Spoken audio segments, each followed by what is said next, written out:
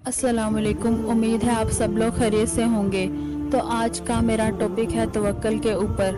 नबी सल्लल्लाहु अलैहि वसल्लम ने फरमाया कि अगर तुम अल्लाह पर ऐसा तवक्कल करना शुरू कर दो जिस तरह अल्लाह पर तवक्कल करने का हक है, the way he deserve to be trusted, if you start trusting Allah the way he deserve to be trusted, तो तुम्हें इस तरीके से रिस्क अता किया जाएगा जिस तरीके से परिंदों को रिस्क अता किया जाता है।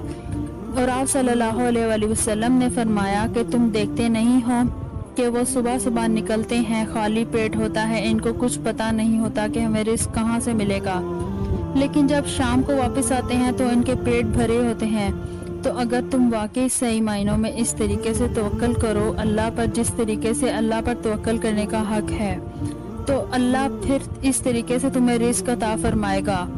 अल्लाह फरमाता है कि सिर्फ मेरा शुक्र अदा करो और मुझ ही से दिल लगाओ। अल्लाह जब अपने बंदे को करीब करना चाहता है तो इस पर आजमाइशें डाल देता है ताकि इसका बंदा इसके करीब हो जाए।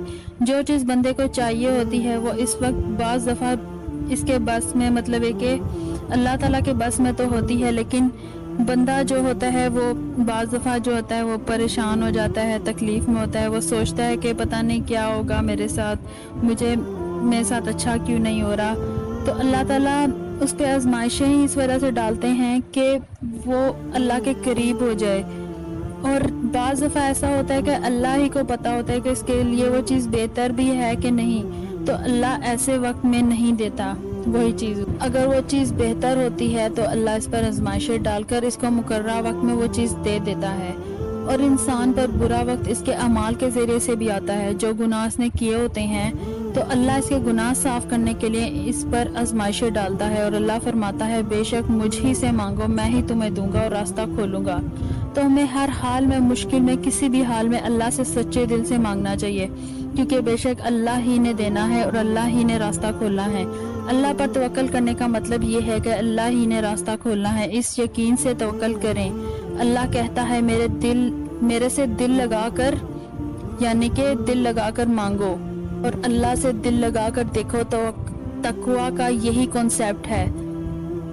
दुनिया से तो दिल लगाया हुआ है, मुझसे दिल लगाकर देखो। तकवा का यही मतलब, बी कॉन्शियस फॉर मी। अल्लाह फरमाता है मैं रास्ता खोलता हूँ, कोई मसला कोई परेशानी हो, आई विल क्रिएट वेज। और यहाँ तुम्हें रुके अल्लाह है एक्स्ट्रा, इससे भी एक्स्ट्रा।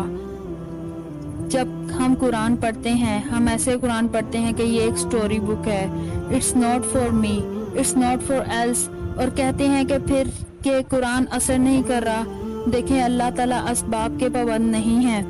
इंसान बहुत बुरी जगह बंद हो गया दरवाजे के पीछे, तो अल्लाह वो दरवाज़ा तोड़ देगा और इसको किसी भी तरह बचाएगा।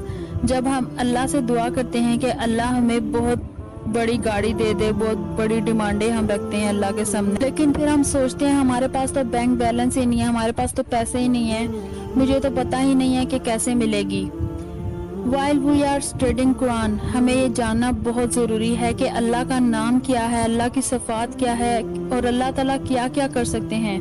हमें बेशक अल्लाह पर यकीन करना चाहिए और तवक्कल करना चाहिए कि अल्लाह ही रास्ता खोलेंगे इंशाअल्लाह। तो एक ऐसी आयत अल्लाह ने बयान की है कुरान पाक में, वयरज़ुक़हु मिन हैसु ला यहतसिबु वमन यतवक्कल अलल्लाहि फहुव हस्बुहु इन्नल्लाहा बालिगु अम्रिही कद जअलल्लाहु लिकुल्लि शैइन क़दरा। और इसे ऐसी जगह से रिस्क देता है जिसका इसे गुमान भी ना हो। और जो शख्स अल्लाह पर तवक्कल करेगा अल्लाह इसे काफ़ी होगा। अल्लाह ताला अपना काम पूरा करके ही रहेगा। अल्लाह ताला ने हर चीज़ का एक अंदाज़ा मुकर्रर कर रखा है। तो हमें सिर्फ अल्लाह से ही मांगना चाहिए और अल्लाह पर ही तवक्कल करना चाहिए। बेशक अल्लाह ही हमारी मुश्किलों को आसान करेगा और रास्ते खोलेगा। तो आज तक के लिए इजाज़त चाहती हूँ। अल्लाह हाफिज़।